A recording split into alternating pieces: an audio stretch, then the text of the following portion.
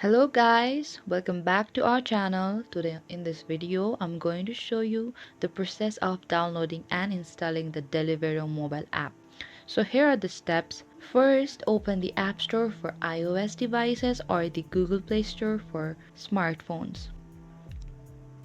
And in the search bar type Deliveroo mobile app 2 and press the enter.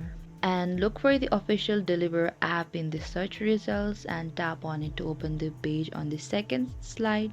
On the second option that says Deliveroo, so tap on that. And here we could see and tap on the install section to open the app page. And once the app is installed, tap on the app icon to open it. And you have to follow the on-screen instructions to sign up for a new account or log in if you have already an account. And you can start exploring the app, browse through the available restaurants and place your food order.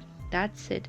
Thank you so much for watching this video guys. I hope I could help you. Don't forget to like, subscribe and hit the bell notification icon for more upcoming uploads.